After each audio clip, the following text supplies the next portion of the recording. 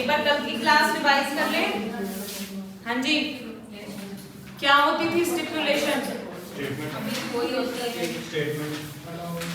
अच्छा, क्या होती है स्टिपुलेशन? अब ठीक है, बताओ, प्रवेशिका ही बताएगी। Good morning ma'am. हो गया। What do you mean by stipulation?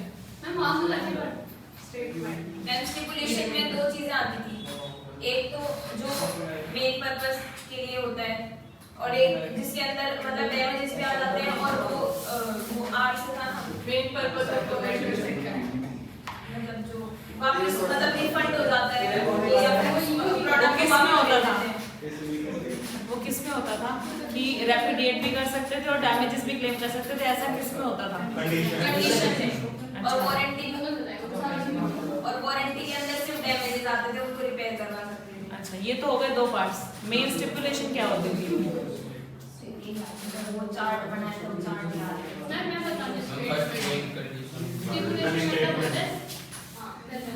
चलिए करती रहेगी, इसको बोलने तो दो। वैसे मुझे अक्सर बहुत देर पहले आ चुका है स्टिपुलेशन का, बट स्टिल मैं पूछ रही थी कि पीछे वाले लोग जाग जाए ताकि अभी नींदों में है ना। कोई एब्सेंट है क्या आज? सब है? मैं इच्छा नहीं आई, छोड़ दो। हाँ। बता रही थी क्या था? स्टेटमेंट। अच्छा, स्टेटमेंट। कैसी स्टेटमेंट? स्टिपुलेशन मतलब कैसी स्टेटमेंट? कंडीशन और वारंटी दो टाइप की हो सकती है। बार बार एक ही जवाब दिए जा रहे हो। ये तो मैंने दे दी, वो बता हाँ, और स्टिपुलेशन आपकी, एक मिनट, स्टेटमेंट दो हो सकती हैं, या तो कोई ज्यादा इंपॉर्टेंट या फिर कम इंपॉर्टेंट। जो इररेलेवेंट चीजें थी उनको तो वैसे ही हमने बाहर कर दिया था। ऐसी इररेलेवेंट चीजें जिनका हमारे कॉन्ट्रैक्ट पे कोई फर्क नहीं पड़ता था, जिसकी वजह से हम सामने वाले पर्सन के ऊपर स्यू नहीं कर सकते थे उसे, ना ही उसे कोर्ट में ले जा सकते थे, यही था। इसको तो हमने कर दिया था अपने सेल ऑफ गुड्स एक्ट से बाहर। अब हमारे पास रह गई थी रेलेवेंट स्टेटमेंट, ठीक है, इंपॉर्टेंट स्टेटमेंट। फिर भी दो थी, कौन कौन सी? एक मोर इंपॉर्टेंट और एक लेस इंपॉर्टेंट। मोर इंपॉर्टेंट वाली को हम क्या बोल रहे थे? कंडीशन। और लेस इंपॉर्टेंट वाली को हम क्या बोल रहे थे? वारंटी। ठीक है, कंडीशन होता था आपके कॉन्ट्रैक्ट का मेन एसेंस, है ना, जरूरी चीज जिसके ऊपर कॉन्ट्रैक्ट टिका हुआ है, ठीक है। जिस पर्पस के लिए आपने जो प्रोडक्ट खरीदा है वो मेन पर्पस ही क्या कहलाता है? कंडीशन। और वारंटी क्या होती थी? कोलैटरल, सेकेंडरी, है ना, कॉन्ट्रैक्ट से जुड़ी हुई चीज होती थी, लेकिन कॉन्ट्रैक्ट का मेन पर्पस नहीं होती थी। कंडीशन के केस में हमारे पास दो राइट जनरेट होते थे। पहला राइट था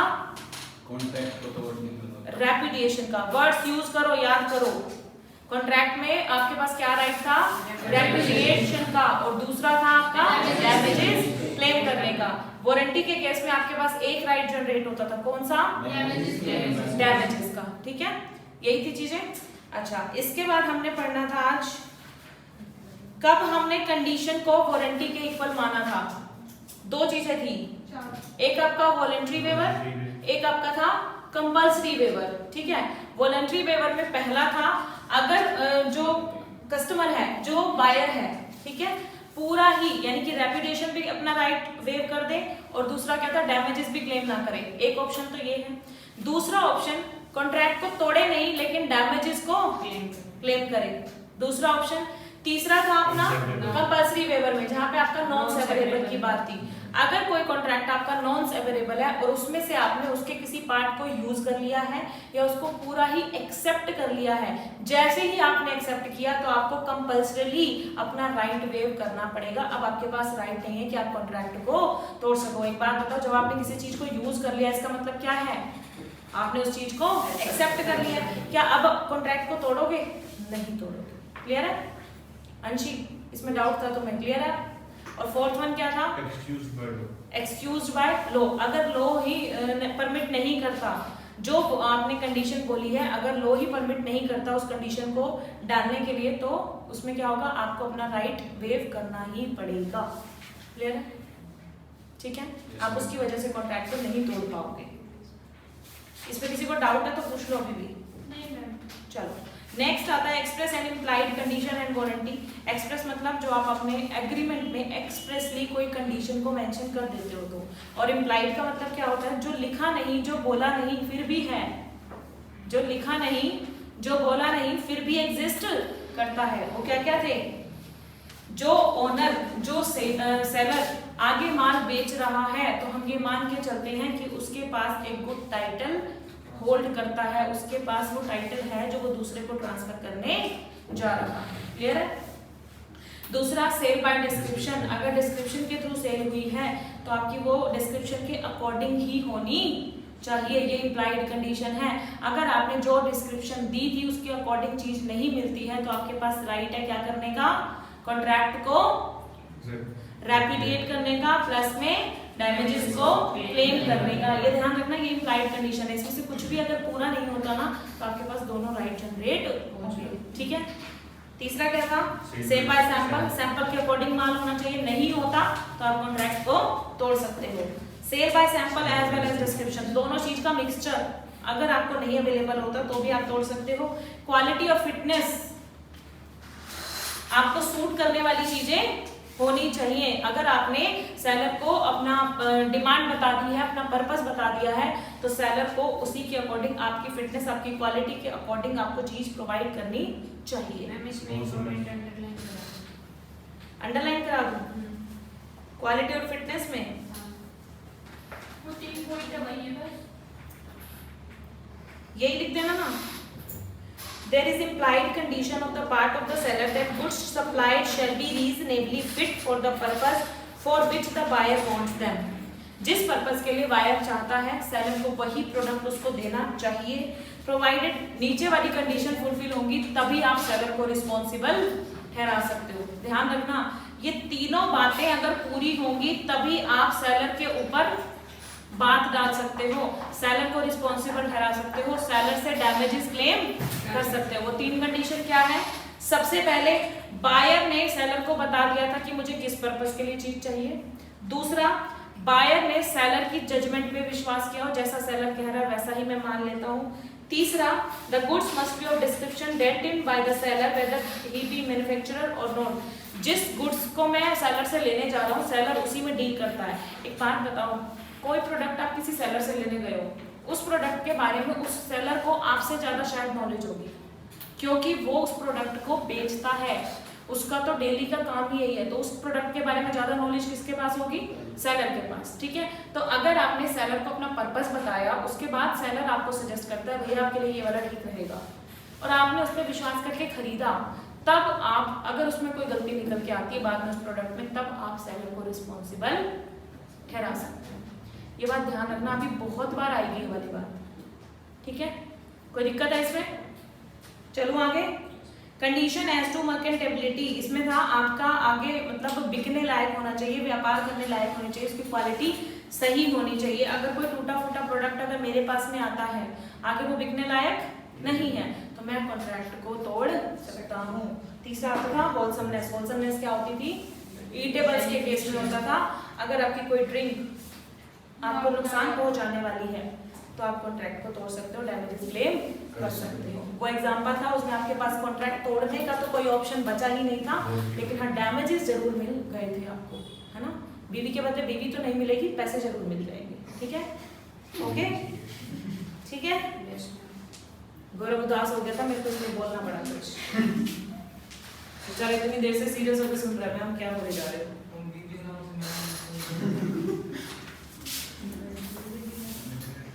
चलो, आज जो हमें पढ़ना है वो क्या पढ़ना है, इम्प्लाइड वारंटी। अब मुझे एक बात बताओ, इम्प्लाइड वारंटी का मतलब क्या होगा? आपने एग्रीमेंट में कोई वारंटी लिखी चाहे नहीं लिखी, ये क्या है, ये मानी जाएंगी कि ये वारंटी आपके प्रोडक्ट की सेल में एग्जिस्ट करती है। यानी कि अगर ये चीजें हमें नहीं मिली तो हम क्या क्लेम कर सकते हैं बताओ? कॉन्ट्रैक्ट को तोड़ सकते हैं? कॉन्ट्रैक्ट को तोड़ सकते हैं? बताओ, कॉन्ट्रैक्ट को तोड़ सकते हैं? मतलब मैं ऐसे कर रही हूँ तो यस बोलना है, अगर मैं यूं कर देती तो नो बोलना है। इस वर्ड को नहीं देख सकते आप। क्या यहाँ पर आप कॉन्ट्रैक्ट को तोड़ सकते थे? मैंने जानबूझ के गर्दन से हाँ में हिलाई थी कि मैं देखना चाहती हूँ कि मेरे कॉन्फिडेंस से इनका कॉन्फिडेंस है। और क्या मैम? तभी नहीं बोला मैम मैंने। मैं तो चुप ही रही। न्यूट्रल रहो, ज्यादा अच्छा है ना, उसमें फंसेंगे ना उसमें, है ना। ये नहीं पता न्यूट्रल वाले ज्यादा फंसते हैं। मेरे को डाउट लग रहा था कि ऐसा हाँ होनी नहीं चाहिए। वारंटी थी ना, वारंटी थी ना, तो कंडीशन के केस में रेपुटेशन का राइट था, क्या वारंटी के केस में था? नहीं था। तो यानी कि अगर ये इम्प्लाइड वारंटी एग्जिस्ट नहीं करेगी तो आपके पास क्या राइट है?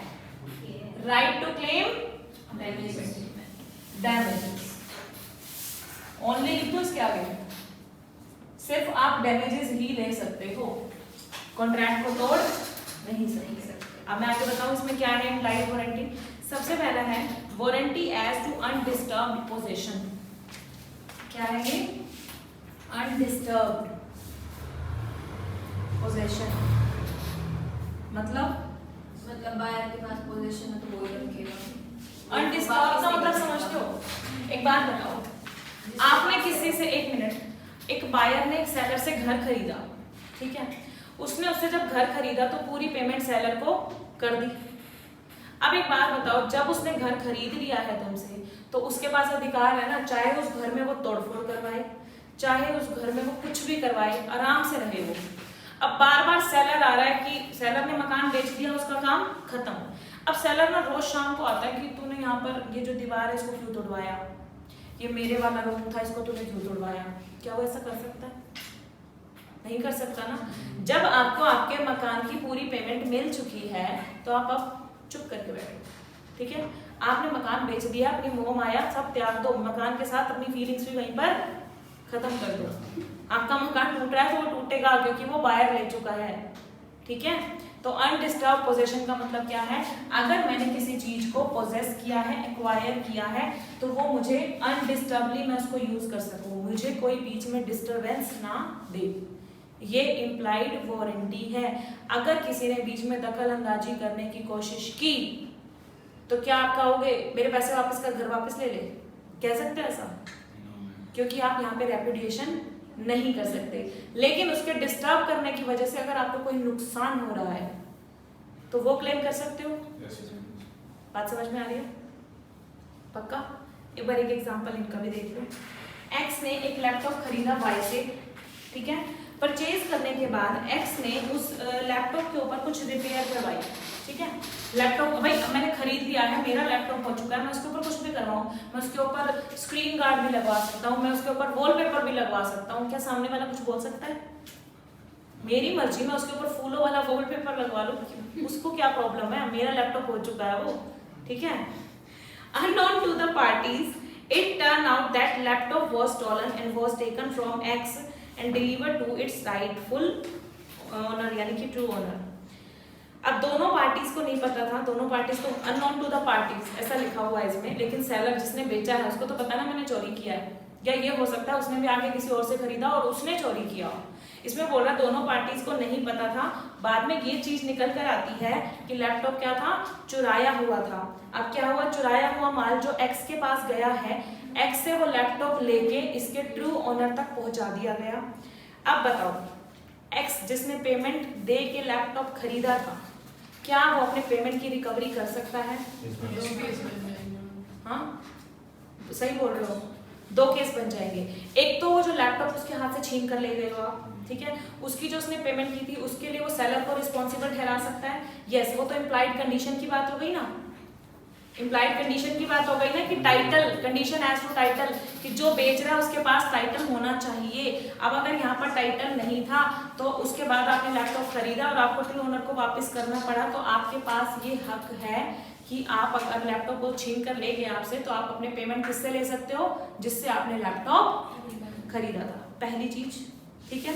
दूसरी चीज, जो आपने रिपेयर का खर्चा करवाया था वो इम्प्लाइड कंडीशन थी या वो इम्प्लाइड वारंटी थी? बताओ। वारंटी थी, जो रिपेयर का खर्चा कराया, ठीक है। अब जो रिपेयर का खर्चा कराया, जो आप एक्स्ट्रा कॉस्ट लगा चुके हो, क्या आप वो भी रिकवर कर पाओगे? बताओ भाई, मैंने पैसे लगाए हैं, डैमेजेस क्लेम कर सकते हो।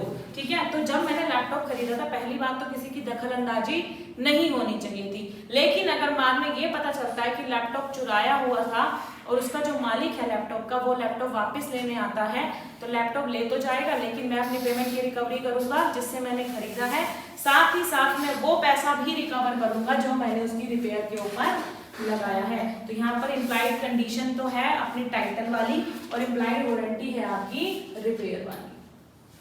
बच्चों बात समझ में आ रही है? नॉर्मल केस लेके चलना, कंडीशन वारंटी में फंसना ही मत, ठीक है। मेन पर्पस जो चीज का है वो पूरा नहीं हुआ तो 2 राइट, और अगर कोई सेकेंडरी पर्पस है तो 1 राइट, ठीक है। चलो नेक्स्ट आता है warranty as to non existence of encumbrances. Non existence of encumbrances का मतलब क्या होता है? एनकम्बरेंस का मतलब होता है आपने उस प्रोडक्ट को किसी के पास गिरवी ना रखवाया हुआ हो, ठीक है। एग्जांपल लें, गौरव ने किसी पार्टी से लोन ले रखा था। गौरव ने किसी पार्टी से 2 लाख रुपए शाम को लेकर आया है, भाई दे दे 2 लाख रुपए।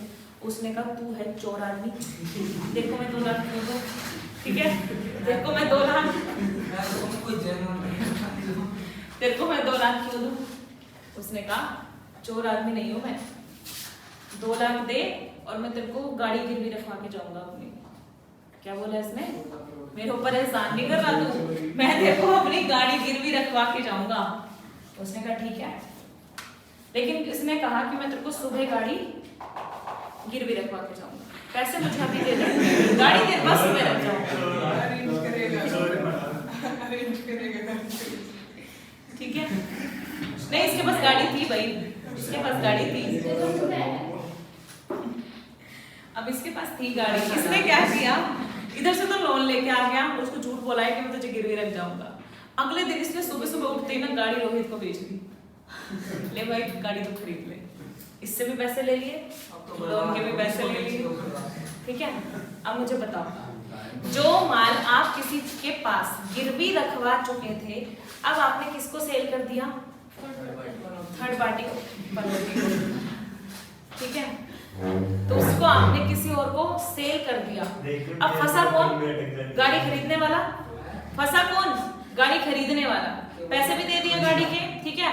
और इसको पता लग रहा है कि ये गाड़ी तो जो मैं खरीद के बैठा हूँ, जिसको मैं चला रहा हूँ बैठ के आराम से, ये गाड़ी तो गौरव ने किसी के पास गिरवी रखवाई हुई थी, उसके पेपर तो वहां पर हैं, ठीक है। तो आपकी कोई चीज ऐसी नहीं होनी चाहिए जो कहीं पर गिरवी रखी हुई हो। अगर ये गिरवी रखी हुई है तो क्या रोहित डैमेजेस क्लेम कर सकता है? कंफ्यूज हो गई मैं। क्यों? पिछले चैप्टर में भी तो था ऐसा ही कुछ टॉपिक। क्या था? कि गुड टाइटल ट्रांसफर हो जाएगा, उसके पास कोई नोटिस नहीं। मैंने तो कहा था, तो वैसे ऑब्जेक्शन बहुत रेज होंगे, मैंने पहले ही बोला था। तो जब जो आंसर सूटेबल लगे उसके रिस्पेक्ट में वैलिड एविडेंस दे देना। अगर तुम्हें लगता है तो वैलिड टाइटल ट्रांसफर होगा तो उसके रिस्पेक्ट में यही बात बोलोगे आप। एक चैप्टर पढ़ जाए नहीं, ऐसा नहीं कर सकता, ठीक है। अब एग्जांपल देख लो, A pledges car with C for a loan of 15,000। A यहाँ पर गौरव है, C यहाँ पर कोई पार्टी थी जिससे इसने लोन लिया था, ठीक है। And promise him to give its possession the next day, अगले दिन तुझे गाड़ी रखवा जाऊंगा, ठीक है। फिर A ने क्या किया, कार को बेच दिया इमीडिएटली, किसको? रोहित को। Who purchased it on good faith? Rohit ने गुड फेथ में खरीदा था, बिना जाने फैक्ट को, उसको तो पता ही नहीं था ना कि गिरवी रखी हुई है। अब हुआ क्या, बी यानी कि रोहित में इधर आस्क ए। अब रोहित क्या कहेगा, जब रोहित को पता चला कि ये गाड़ी तो गिरवी रखवाई हुई थी जो इसने मेरे को बेची है, अब रोहित गौरव को कहेगा या तो अपना लोन क्लियर कर, या तो अपना लोन क्लियर कर और गाड़ी को छुड़वा के दे, समझ रहे हो, और या फिर मैं तेरे बिहाफ पे पेमेंट करता हूँ, मैं तेरे बिहाफ पे पेमेंट करता हूँ। देखो, बी में इधर ask A to clear the loan, ठीक है, और हिमसेल्फ में pay the money and then file a suit against A for the recovery of the money with interest. मैं तेरे बिहाफ पे पेमेंट कर देता हूँ, लेकिन बदले में तुम्हें जो बाद में पैसे देगा ब्याज सहित। इसके ऊपर केस कर दिया इसने कि एक तो इसने मेरे को गाड़ी वो वाली थी जो इसने गिरवी रखवाई हुई थी, उसका पैसा भी मुझे चाहिए जो मैंने गाड़ी का दिया है इसको, प्लस जो मैंने इसके लोन की भी पेमेंट की है वो पैसा भी मुझे चाहिए ब्याज सहित। समझ रहे हो? पर उसमें पेपर वगैरह कुछ दी नहीं गाड़ी की, तो प्रूफ क्या है उसके पास मतलब उसने गाड़ी ली है पड़ी? अगर रोहित ने पेमेंट नहीं की है, यही कह रहे हो? गौरव ने लोन लिया, उसने हाँ। यही मैं गाड़ी सुबह दूंगा, उसने इसको कहा कि मैं गाड़ी सुबह रख जाऊंगा तेरे पास, ठीक है? पर सामने वाले के पास कोई पेपर वगैरह कोई एविडेंस तो है नहीं कि मतलब उसके पास उसकी गाड़ी एज अ मतलब उसके लोन लेकर के। एक बात बताओ, जो पर्सन लोन लेगा वो कुछ तो रखवाएगा ना, ना तो ये पेपर दे के आए, ना ये गाड़ी दे के आए, वो उसको ऐसे 2 लाख रुपए पकड़ाएगा। एविडेंस क्या होगा उसके पास? एविडेंस यही है कि वो पेपर से ही रखवाएगा ना गाड़ी के, सुबह रखने का नहीं पाए गाड़ी के पेपर को पहले ही रखवा लेगा ना। इसने कहा मैं तेरे को गाड़ी जो है वो कल पकड़ा दूंगा, पेपर सभी रख ले इसके, प्रूफ है ना एक तरीके का। प्रैक्टिकली भाई कोई भी ऐसा लोन नहीं प्रोवाइड करेगा। मैंने कहा ना प्रैक्टिकली जुबान की कोई कीमत नहीं है। ये अगर कह रहा है मैं दे दूंगी इसको 2 लाख रुपए, बताओ, समझ लो मैं ही थी वो। मैं तो चाबी पहले रखवाऊंगी, 2 लाख रुपए बाद में पकड़ाऊंगी। चाबी क्यों, मैं कहूँगी गाड़ी पहले लेके आ, ये तो चाबी भी झूठी नकली बनवा के दे जाएगा मुझे। कर सकता है नहीं ऐसा, ठीक है? तो आपको जो भी डैमेजेस हैं, अगर आपकी कोई चीज गिरवी रखी हुई है और गिरवी रखी हुई चीज को आप किसी को बेच देते हो तो बायर के पास राइट है कि वो डैमेजेस क्लेम कर सकता है। क्लियर है? नेक्स्ट आता है वारंटी एज टू क्वालिटी और fitness by usage of trade. जैसे आपका क्वालिटी और फिटनेस की कंडीशन थी ना, वैसे वारंटी भी है, ठीक है? कंडीशन के केस में क्या था कि अगर आपका गुड्स क्वालिटी वाइज अच्छा नहीं है, आपको सूट नहीं कर रहा है, तो आप कॉन्ट्रैक्ट को तोड़ सकते हो। प्लस में अगर कोई आपको डैमेजेस हुए हैं तो वो भी क्लेम कर सकते हो। इसलिए इसको हमने कंडीशन में भी डाला था और इसको हमने वारंटी में भी डाला है। समझ रहे हो चीज? पक्का? हाँ जी। और एक चीज और, इसमें इन्होंने एक बात लिखी, वो कैवी टेम्पटर वाली है। वो बात आप कहीं भी डाल सकते हो अगर आपको अच्छी लगे तो, है ना? क्योंकि देखो जब केस स्टडी आएगी ना तो बड़ी सारी बातें दिमाग में आ रही होगी कि मैम ये 2nd चैप्टर के अकॉर्डिंग ही आंसर होना चाहिए, 3rd चैप्टर के अकॉर्डिंग ही आंसर होना चाहिए। फिर तुम्हें ऐसे भी लगेगा कि इसमें सेलेक्ट की क्या गलती, बाय को चेक कर लेना चाहिए था। अगर इतने सारे दिमाग में उलझन चल रही हो ना तो 2nd और 3rd चैप्टर में तो एक डिसीजन देना पड़ेगा आपको। या तो आप इसका आंसर लिखोगे इम्प्लाइड वारंटी कंडीशन का, केस बना के, केस तो आएगा ही ना। कि अगर इस केस में हमें ये लगता है तो दूसरे में आप ऐसा भी लिख सकते हो, अपने दोनों डिसीजन दे सकते हो, कोई दिक्कत नहीं है। अगर हाँ बड़ा हो जाएगा, नंबर देख लेना किस हिसाब से, टाइमिंग किस हिसाब से, उस हिसाब से आंसर देना, ठीक है? और अगर आपको ऐसे भी फील आ जाती है ना बाद में कि सेलर की क्या गलती, बाहर भी देख लेना चाहिए था, तो कैवी टेम्पटर भी लगा देना वहाँ पे कि जनरल रूल क्या है कि बायर को चीज जो है वो खरीद देख परख कर ही खरीदनी चाहिए, ठीक है? वो मतलब क्वेश्चन भी उस 3rd चैप्टर में से रखा है, हमें लग रहा है 2nd में से है, और 2nd वाला लिखा है। गलत हो जाएगा। नहीं कह तो रही हूँ मैं, वहाँ थोड़ी पता है कि 2nd चैप्टर है कि 3rd चैप्टर है। केस स्टडी का जो आंसर मन से निकले वही लिखना, बट वो वैलिड एविडेंस साथ में होना चाहिए। ये नहीं ऊपर शुरुआत, अभी हुआ था ये, अभी किसी का टेस्ट क्या था, ऊपर शुरुआत की थी 9 से नीचे आते आते तक यस में कन्वर्ट हो गया था, वो मत करना बस। ऊपर अभी तक शुरुआत की थी कि नहीं मेरे को ठीक नहीं लग रही ये बात, नीचे आते आते तक वो ठीक लग गई थी बात कि हाँ ये क्वेश्चन सही कह रहा है। दोनों केस हाँ ये दोनों केस नहीं है भाई, या तो तुम हाँ में आंसर दो या तुम ना में आंसर दो। अगर हाँ कर रहे हो तो हाँ के रिस्पेक्ट में बोलो कि हाँ मैं ये बात कहना चाहता हूँ, और अगर ना कर रहे हो तो ना के रिस्पेक्ट में बोलो कि मैं ये बात कहना चाहता हूँ, ठीक है ना? चलो, disclosure of dangerous nature of goods. अगर आपके गुड्स कुछ ऐसे हैं जिसको यूज करने से पहले वार्निंग देना जरूरी है तो सेलर को वो वार्निंग देनी पड़ेगी। अगर नहीं देता और उसकी वजह से कोई डैमेजेस हो जाते हैं तो क्या बायर क्लेम कर सकता है? यस। कोई मान लो ऐसा केमिकल था जो बायर खरीदने गया, ठीक है, बायर ने कहा कि मुझे ये केमिकल चाहिए, ठीक है, सेलर को पता है कि ये केमिकल अगर भाई ये बॉटल ऐसे खुलेगी तो ये एक्सप्लोजन कर सकती है, तो सेलर को पहले इंटीमेट कर देना चाहिए था बायर को, ठीक है। और अगर बायर ऐसे ले जाता है सीधा खोलने लग जाता है और एकदम से ठीक है बूम हो जाता है और उसके बाद कुछ हो गया, मान लो किसी को कोई इंजरी हो गई, तो उसके लिए वो सेलर को रिस्पॉन्सिबल ठहरा सकता है। लेकिन इसी बात का मैं दूसरा पहलू बोलूं कि जब वो पर्सन केमिकल लेने गया है तो बायर को पहले उससे पूछ ही लेना चाहिए था ना कि इसको कैसे यूज करना है। तो मैं कह रही हूँ दोनों पॉइंट ऑफ व्यू हो सकते हैं, मैं एक क्वेश्चन में ये दोनों चीजें भी लिख सकती हूँ। ये चैप्टर ही कुछ ऐसा है, समझ गए हो ये वाली बात। अब डेंजरस नेचर वाले में सेलर को रिस्पॉन्सिबल भी ठहरा सकते हो। हाँ हाँ, अब जो तुम्हें अच्छा लग रहा हो ना क्वेश्चन के टाइम पे उस टाइम उसको बचा लेना, क्योंकि कैविटी टेम्पटर जो है वो सेलर को बचा देता है और जो इम्प्लाइड वारंटी है वो बायर को बचा देता है। कोर्ट हमारी थोड़ी सी लेकर क्या मुझे अच्छा कोर्ट तो अपने हिसाब से डिसाइड करेगा, समझ रहे हो। जो कैविटी टेम्पटर है बताओ किसको प्रोटेक्ट करता है? सेलर को। बताओ भाई, यहाँ प्रोटेक्शन मिलती है किसको? सेलर को। लेकिन जो ये इम्प्लाइड कंडीशन और वारंटी है इसमें किसको प्रोटेक्शन मिल रही है? मिल रही है ना। बायर जाके सेलर का मुंह तोड़ रहा है, तो तेरी वजह से ये हुआ, तूने कहा था कि ये खरीद, कह रहे हो ना ऐसा। लेकिन कैविटी टेम्पटर में क्या कहते हैं? बायर को चेक कर लेना चाहिए था, सेलर हर चीज के लिए रिस्पॉन्सिबल नहीं है, सेलर सब कुछ नहीं बताएगा। जब आप चीज लेने जा रहे हो तो आपको भी देख लेनी चाहिए। समझ में आई? कोई डाउट है? नो मैम, फिर मुंह क्यों बना रखे हैं? हमें एक पढ़ना पड़ेगा।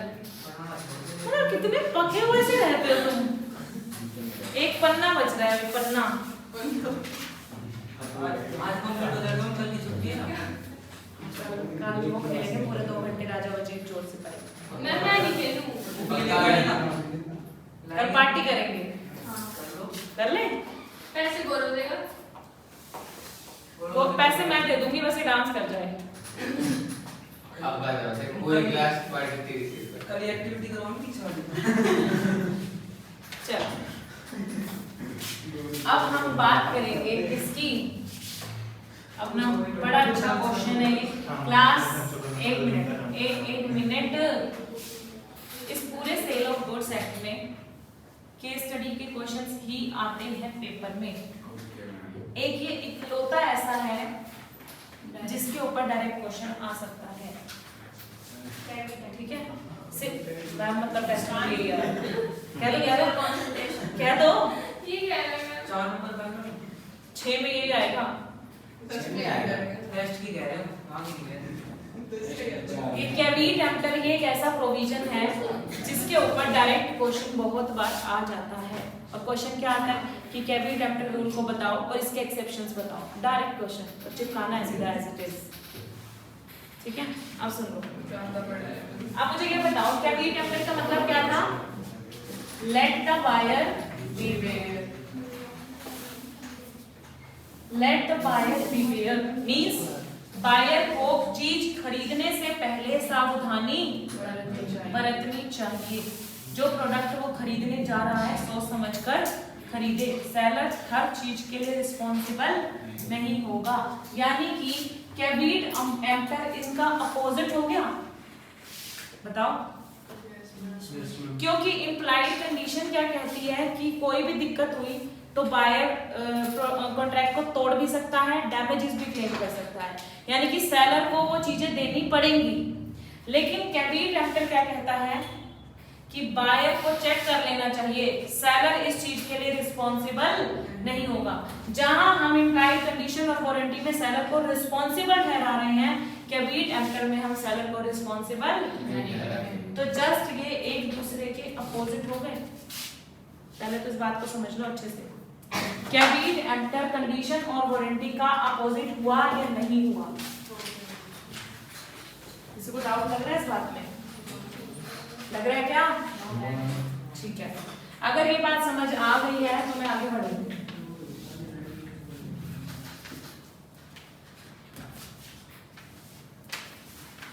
यहां मैं लिख रही हूं कंडीशन एंड वारंटी, ठीक है। कंडीशंस और वारंटी में कौन रिस्पॉन्सिबल होता है? बताओ भाई। सेलर रिस्पॉन्सिबल होता है क्या देने के लिए? अच्छा सामान। डैमेजेस देने के लिए, ठीक है। इधर मैं लिख रही हूं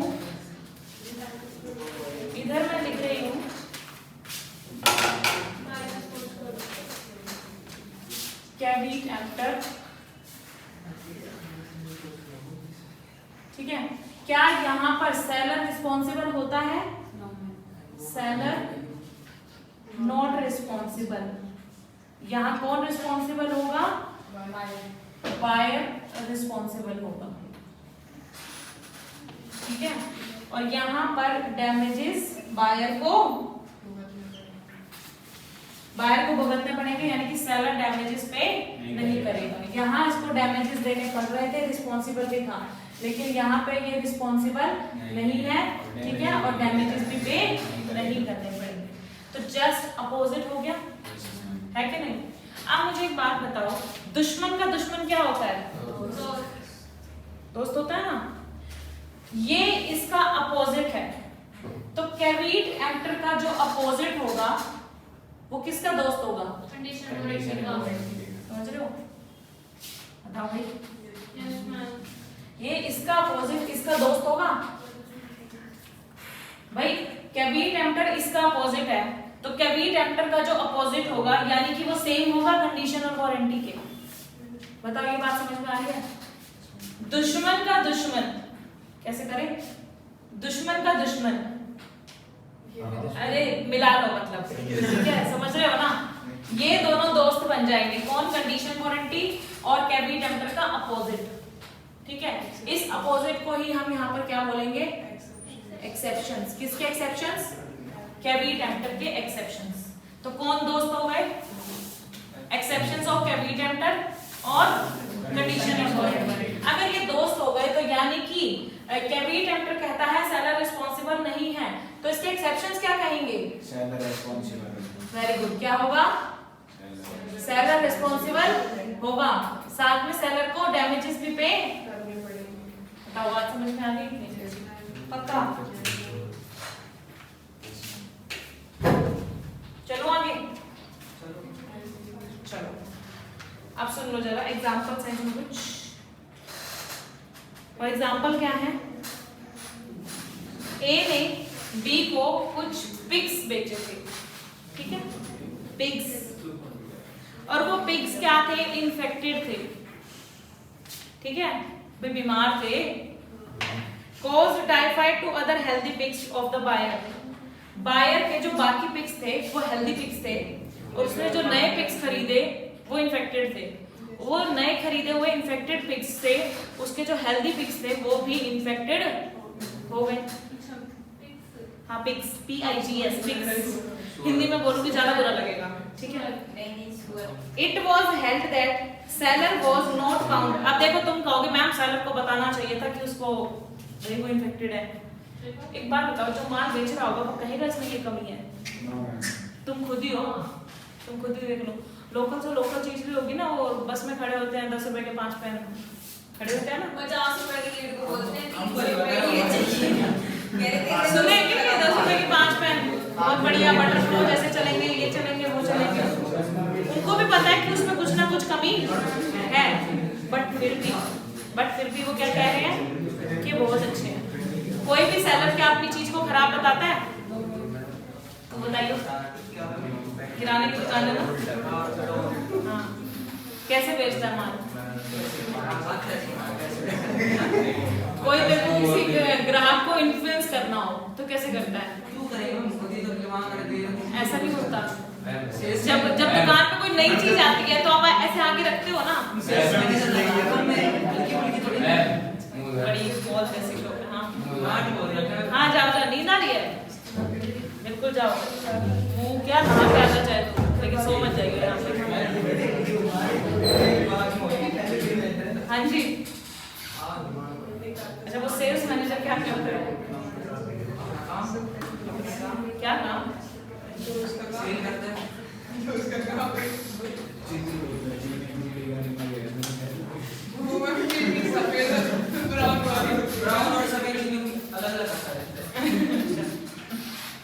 ठीक है,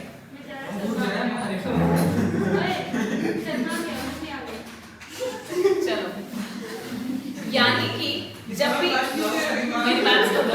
जब भी कोई नई चीज आपकी शॉप पे आती है आप ऐसे कहते हो ना कि एक बार ये चेक कीजिए, देखो ये नया प्रोडक्ट आया है, आप इसको इस्तेमाल करके देखिए, है ना, पहले इस्तेमाल करें फिर विश्वास करें। घड़ी, ठीक है, भूल गई हो ट्रेन की नहीं थी ऐड, घड़ी की ऐड, ठीक है ना। तो आप ऐसे कहते हो ना, कस्टमर को अट्रैक्ट करने के लिए, इन्फ्लुएंस करने के लिए आप बहुत सारी बातें ऐसे बोलते हो। तो सेलर कभी भी अपनी चीज की बुराई जल्दी से नहीं करेगा। कैबिनेट टेम्पल में आपको यही मान के चलना है कि सेलर कुछ नहीं बताएगा। जो चीज चेक करनी है, किसको चेक करनी है? बायर को। बायर को वो पिक्स लेने के से पहले उनका वो मेडिकल चेकअप करवाना चाहिए था। हाँ, यही मतलब है, कैबिनेट टेम्पल रूल यही कहता है। मैं फिर जो खर्चा आएगा उसके मेडिकल चेकअप में वो सेलर देगा क्या? जो खर्चा आएगा उसके मेडिकल चेकअप में नहीं, और एग्जामिनेशन का खर्चा भी बायर पे रहेगा। भाई तुम चीज खरीद रहे हो, अच्छे से खरीदो। और अगर आप कॉन्ट्रैक्ट करते हो भाई, एक बात सुनो, अगर आप कॉन्ट्रैक्ट ऐसा कर लेते हो भाई पर्सनली दोनों मिलकर कि हाँ देखो मेरे को चेकअप करा के ही खरीदना है और इस चेकअप का खर्चा सेलर आप उठाओगे, तो सेलर अगर हाँ भर देता है तो ठीक है, सेलर उसका खर्चा उठाएगा। ऐसे में पीछे एग्जाम ऐसे में पीछे एग्जाम होता है कि नॉर्मल चेकिंग पता नहीं चलता। हाँ, सेलर चेकिंग करता है। हाँ, तो ये वाला मैं बता देती हूँ। अगर आपका कोई ऑर्डिनरी एग्जामिनेशन से आपको चीज पता ना चले कि वो बीमार है, जैसे मान लो आपने मेडिकल चेकअप, देखने में वो बिल्कुल सही लग रहे थे, है ना, ऑर्डिनरी एग्जामिनेशन करने पर वो बिल्कुल सही लग रहे थे, लेकिन जब हमने उनका मेडिकल चेकअप करवाया तब पता लगा कि वो इन्फेक्टेड हैं, तो इसके लिए आप सेलर को रिस्पॉन्सिबल ठहरा सकते हो। क्लियर है? क्लियर है? अगर ऑर्डिनरी एग्जामिनेशन के बाद उसमें डिफेक्ट नहीं निकला यानी कि उसमें भी और चेकिंग कराना बाकी है, तो बाकी चेकिंग कराने पर अगर कोई चीज गलत निकल के आती है तब आप सेलर को रिस्पॉन्सिबल ठहरा सकते हो। समझ रहे हो? ये कैबिनेट टेम्पल का वो क्या एक्सेप्शन है? अगर सही हुआ तो बायर भुगतेगा, गलत हुआ तो सेलर। अगर सही हुआ तो बायर क्या भुगतेगा? खर्चा। हाँ, वही करेगा, ठीक है। लेकिन अगर चीज में कोई कमी निकल के आती है तब आप सेलर को कह सकते हो भाई देखने से मुझे नहीं पता चला, तो इसके तो पैसे देखो ही भरने पड़ेंगे, ठीक है। क्लियर है? तो यहाँ पर आपका रूल लग जाएगा कैबिनेट टेम्पल का, यानी कि पिक्स की चेकिंग आपको खुद करवा लेनी चाहिए थी, ठीक है। नेक्स्ट, अब सुन लो जरा, अब इसमें मुझे तुम बताना, A purchase a horse from B, A ने बी से क्या खरीदा है? घोड़ा, ठीक है। ए को घोड़ा चाहिए था राइडिंग के लिए, किसके लिए? राइडिंग के लिए, लेकिन उसने उसको बताया नहीं कि मुझे घोड़ा राइडिंग के लिए चाहिए। ए ने बी को बोला नहीं कि मुझे राइडिंग के लिए चाहिए, उसने सिर्फ क्या कहा कि मुझे तो एक हॉर्स चाहिए, घोड़ा चाहिए। अब हुआ क्या, हॉर्स जो है वो राइडिंग पर्पस के लिए नहीं था, वो बेचारा ढीला ढाला घोड़ा था, उसको सिर्फ आप घोड़ा गाड़ी की तरह यूज कर सकते थे, सामान ले जा सकता था, लेकिन वो टुक टुक लेके राइडिंग पे नहीं जा सकता। समझ रहे हो ना? टुक टुक घोड़ा कैसे करता है?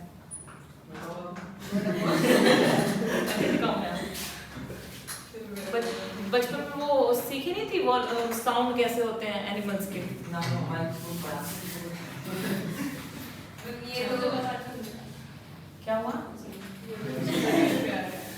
बोलिए। चलो, अब क्या हुआ, जब आपने सेलर को बताया ही नहीं कि आपको किस पर्पस के लिए घोड़ा चाहिए, और अगर वो पर्पस फुलफिल नहीं होता, वो घोड़ा राइडिंग पर्पस के लिए नहीं था बल्कि सिर्फ कैरेज पर्पस के लिए था, तो यहाँ पर बताओ क्या लगेगा? क्या भी टेम्पटर रूल लग जाएगा? अगर आप उसको अपना पर्पस बता देते कि मुझे राइडिंग पर्पस के लिए चाहिए, और अगर फिर वो आपको गलत घोड़ा देता सिर्फ कैरेज वाला, बताओ तब सेलर रिस्पॉन्सिबल होता? वहां पर कैबिनेट टेम्पटर रूल नहीं लगता। समझ रहे हो?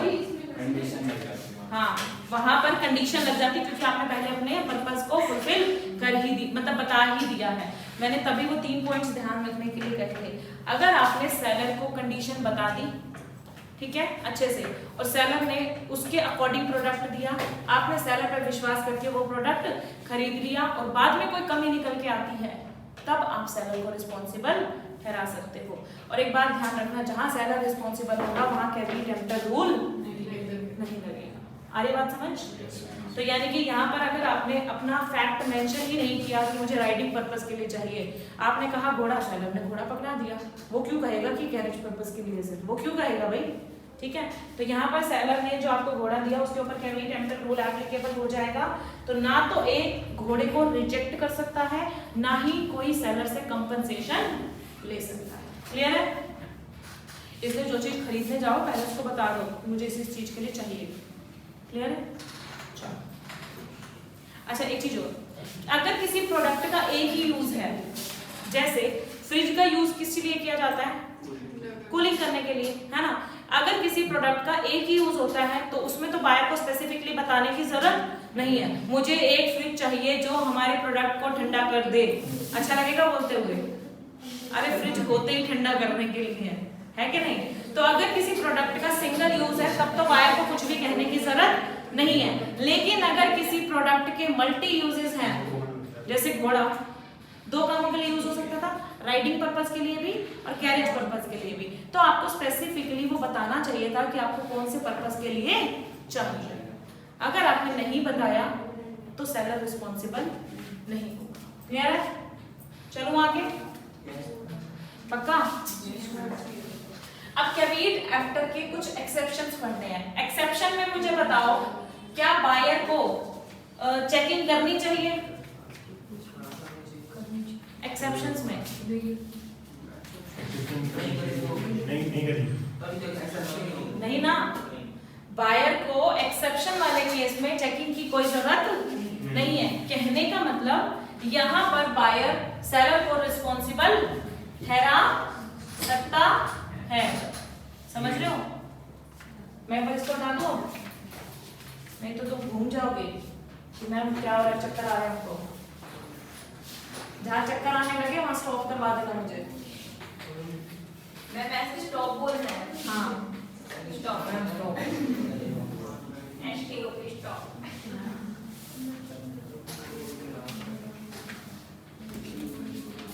चलो, कैविट एम्प्टर बायर रिस्पॉन्सिबल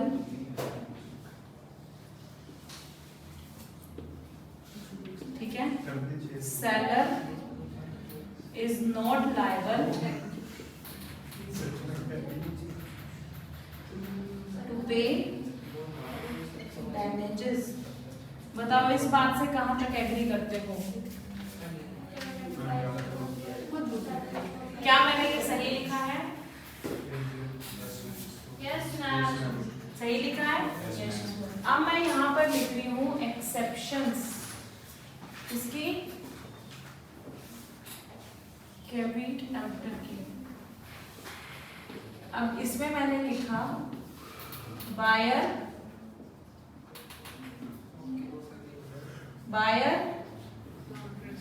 ये उबासी लेने वाला कौन है?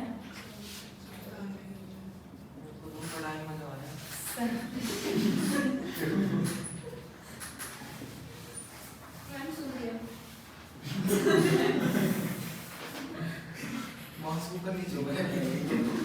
हमारी 10th क्लास में थे जब हम, तो हमारी एक मैम थी। हाँ वो बाबर का जमाना है ना। हमारी एक मैम थी, मतलब वो मैम आज भी है, ठीक है? टीचर नाम राम लक्ष्मण है। ना जी ना, राम लक्ष्मण नहीं थे, बहुत अच्छे अच्छे नाम थे, ठीक है?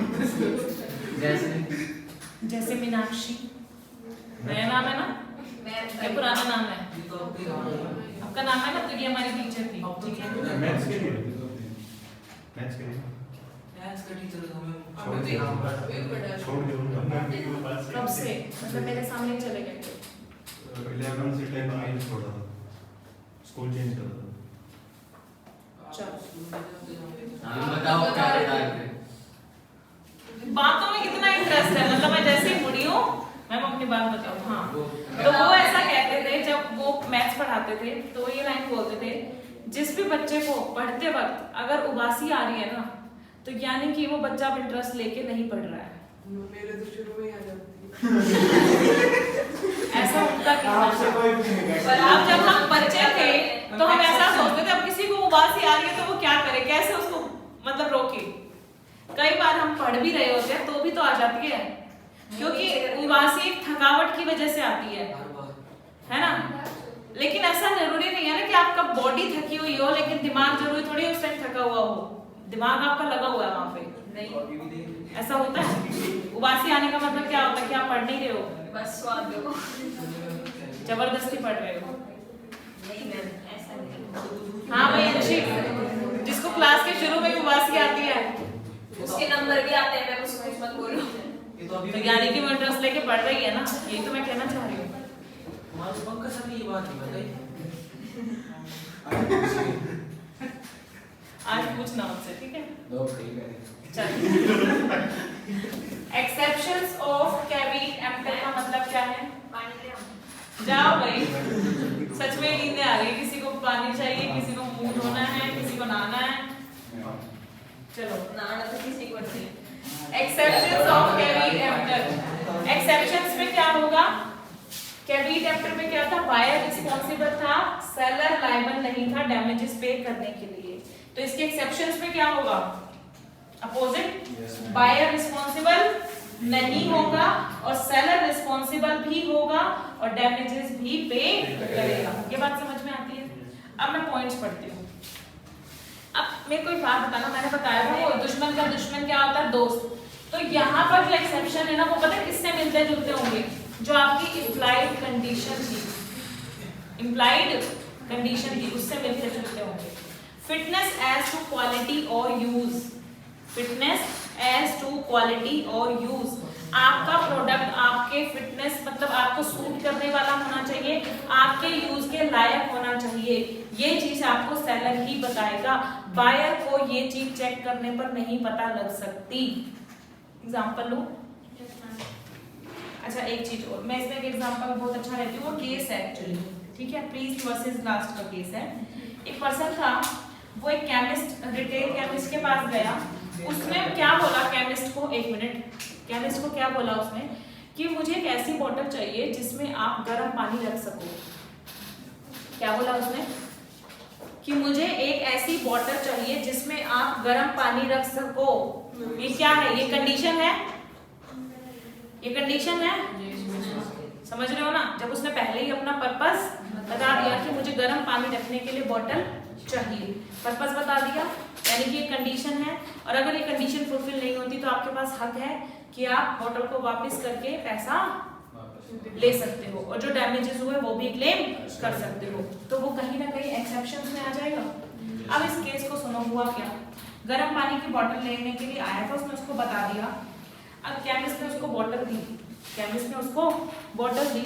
केमिस्ट ने कहा कि ये जो बोतल है इसमें आप गर्म पानी रख सकते हो, मैं आपको आपके पर्पस के अकॉर्डिंग ये बोतल दे रहा हूँ। अब घर गया वो, घर जाके उसने अपनी बीवी को दिखाया, देख तेरे लिए गर्म पानी की बोतल लेके आया हूँ, ठीक है? उसकी बीवी भी बड़ी खुश कि गर्म पानी की बोतल आ गई। उसकी बीवी ने रखा गर्म पानी करने और उबलता हुआ पानी उस बोतल के अंदर डाल दिया, गर्म पानी उस बोतल के अंदर डाल दिया। जैसे ही वो पानी डाला, बोतल धमाका हो गया, बर्स्ट, एकदम धमाका हो गया और उस धमाके की वजह से उसकी बीवी को इंजरी हो गई, ठीक है? मैम फिर सेलर पे कुछ नहीं है, बायर का ही लॉस है। अब मुझे बताओ, क्या केमिस्ट रिस्पॉन्सिबल है या नहीं? बर्तन फेंकता है ना फिर, है ना? क्यों? क्योंकि उसने अपना पर्पस पहले बता दिया था, कंडीशन बता दी थी, वो कंडीशन फुलफिल होनी चाहिए थी। अगर आपका मेन पर्पस ही पूरा नहीं हुआ तो उसके लिए आप सेलर को रिस्पॉन्सिबल ठहरा सकते हो। तो ये एक्सेप्शन हो गया आपका कैविट एम्प्टर का, कि बायर अब देखो चेक करके थोड़ी देखेगा, केमिस्ट को क्या कहेगा मेरे को पहले गर्म पानी डाल के दिखा इसमें। कई जो थोड़े सन की दिमाग होते हैं वो करवा भी लेते हैं ऐसा, देखा आपने? मतलब मैं तुझे नहीं देख रही फिर भी तू ऐसे मुंह बना रही, मतलब मैं इसको नोटिस नहीं कर रही थी लेकिन ये मुझे जान करके यूं देख रहा है कि मैम मुझे, मैं तो मेरे बारे में सोच रही भाई। होते नहीं है कहीं ऐसे सन की, मुझे करके दिखा अभी। होते हैं मैम। एक है ऐसा सेलर पे, वो किसी का रिलेटिव ना, इसलिए मैं एग्जांपल ही नहीं लेती। नाम मत बताओ, बता दो। एक ऐसा सेलर है जो अपना कपड़ा अगर बेचता है ना तो गारंटी दे के बेचता है कि मेरा कपड़ा मतलब उसको कुछ नुकसान नहीं होगा। वो अगर बायर को मतलब उसको सेटिस्फाई करना है तो वो अपने कपड़े को उसके सामने जला के दिखा देता है। हाँ जी, फिर जलता नहीं है। मतलब पीस जलाएगा, पूरे 2 मीटर को आग थोड़ी लगा देगा, छोटा सा पीस जला के दिखाता है कि देखो, मतलब जैसे वो ना ऐसा है कि उसको कपड़े की बहुत पहचान है। अब हम लोग कपड़े को हाथ लगाते हैं, हम लोग तुक्के मार रहे होते हैं ना, ये कॉटन है, ये होजरी है, हमें अंदाजा होता है, लेकिन उस पर्सन को बहुत अच्छे से पता है कि अब हम कहते हैं मिक्स है, क्या मिक्स है भाई, हम कहते हैं कि कॉटन में मतलब कुछ सिंथेटिक भी मिक्स किया हुआ है इस कपड़े में, लेकिन वो कहता है अपने हिसाब से, वो बोल रहा है कि कॉटन है, ठीक है। फिर वो उसको प्रूफ करेगा कि मैं आपको दिखाता हूँ कि कॉटन जल जाता है या इस तरीके से, और वो जला के दिखा देता है कि देखो इसके जलने पर अगर ये बना है तो ये चीज है। साइंस का स्टूडेंट है कोई। नाम नहीं बताऊंगी भाई मैं, किसी का रिलेटिव निकल क्या हो जाएगा क्या होगा? अच्छा, हम वीडियो में ये नहीं तो अच्छी बात है, कंज्यूमर को सेटिस्फाई कर रहे हो। हाँ, तो मैम अच्छी बात है। हम भी जाएंगे अच्छी बात बताओ। पंजाब इधर सुनना है, निर्मल कट पीस, क्या सुना? कौन सा? सुना? बराबर ही बोल। हाँ, जैनपुरी से आगे कट पीस वाले। निर्मल कट पीस है, जयपुरी से आगे नहीं है आई थिंक, कितनी बार कटवा? मतलब बड़े रास्ते हैं उसके। कहाँ बताऊँ? पंजाबी मार्केट जहाँ से शुरुआत होती है, अब तो शिवंजी वाले के पास चौक से पहुंच जाना पहले। प्लीज। तो कहाँ से? तो कहाँ से? हाँ, चौक मुझे से पता पहले था वहीं से नहीं स्टार्ट होती है वहाँ तुम्हारी। से- हमारी पंजाबी मार्केट इधर से स्टार्ट होती है, तुम्हारी जहाँ पे एंड होती है। मैम, यहाँ पे बुक की दुकान है, वहाँ पे। जहाँ पे मतलब जहाँ पंजाबी मार्केट खत्म होता है ये लगा दो। खत्म समझ लो। अरे हाथरस सुना है, हाथरस समोसे वाला? हाथरस कांड सुना है। हाथरस समोसे वाला नहीं पता किसी को? फिर तुम्हें नहीं पता, छोड़ो, फिर निर्मल कट नहीं, पीस वो आप नहीं बता मिलेगा। दो। I don't किसी को नहीं पता? आप कौन सी डेट की कह रहे हो? एक मिनट साइड वाला जो है, कौन से वाला? Ma'am, I don't like it. Local gate से नहीं बता रही मैं अंदर से बता रही हूँ, मार्केट पंजाबी मार्केट के अंदर। हाँ, अंदर से बता जाओ, शिकंजी वाला ये रखता है वहाँ से कहाँ गया? शिकंजी वाले से तो बड़ा अंदर आ गया। हाँ, समझ गई, ये कहाँ अंदर जाना है, बताओ ना जाएंगे। पता लगा है? पहले तो उस दिन हैं? मैं पता लगा है? जो निर्मल वाला पूछ रही है, 2 भाई बैठते हैं। एक पतले समझ। हाँ, 2 भाई पतले ये हैं। आके हाँ, ये वही है ना? हाँ। मैं इसलिए नहीं बता रही थी, उसका कोई रिश्तेदार माता को है। मेरी बुआ है। तेरी बुआ। लो मैम, जानकार नहीं है। कौन आएगा? मैं इसलिए नहीं बता रही थी, आज में कौन आएगा? जानकार नहीं है। जानता नहीं है। मैं किसी का नाम बता देना, आपको एक बार डिस्काउंट मिलेगा। अच्छा, ठीक है। And it's very clear. Andy की प्लीज। अच्छा, ठीक है। हम पढ़ रहे हैं एक्सेप्शंस। एक्सेप्शन में मैंने आपको बताया कि सेलर रिस्पॉन्सिबल होगा, यानी कि बायर को चेक करने की जरूरत नहीं है। तो ये फिटनेस वाला जो था, जिसमें आपने पर्पस बता दिया था, तो क्या गर्म पानी डाल के चेकिंग करवाओगे? नहीं। जब आपने बात सेलर पे ही डाल दी थी, तो सेलर को ही अब चेक करके देना चाहिए। क्लियर है? हाँ जी। Yes, ma'am. अब देखो, एक एग्जांपल और है कि ना, टिम्बर खरीदी गई और timber was purchase for the express purpose of using it as railway sleepers. आपने वो पटरी देखी है? पटरी के ऊपर लकड़ी का कुछ लगे होते हैं, वो टिम्बर होते हैं, क्या देखी है? यूज होता है। देखो, यहाँ तो लोहे की होती है, जिसमें चलते हैं वो लकड़ी का बना हुआ होता है। तो हमें टिम्बर चाहिए थी उस पर्पस के लिए, उस पे लगाने के लिए, ठीक है। हुआ क्या कि उन्होंने जो टिम्बर दे दी वो वहां नहीं लग सकती थी, वो वाली लकड़ी उस पर यूज नहीं हो सकती थी। तो यहाँ पर क्या है? Unfit for the purpose the court held that contract would be avoided, यानी कि आप सेलर को रिस्पॉन्सिबल ठहरा सकते हो।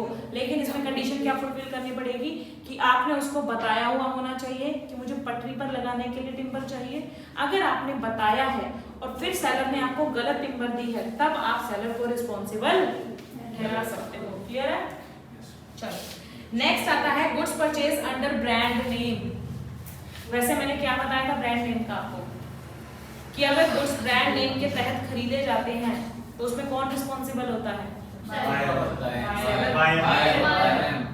क्योंकि देखो, आपने यहाँ पर सेलर की जजमेंट पे विश्वास नहीं किया, आपने क्या कहा? मुझे इस ब्रांड की ये चीज चाहिए, ठीक है। अब एक बात सुनना, इसको इन्होंने इस एक्सेप्शन में क्यों डाला है?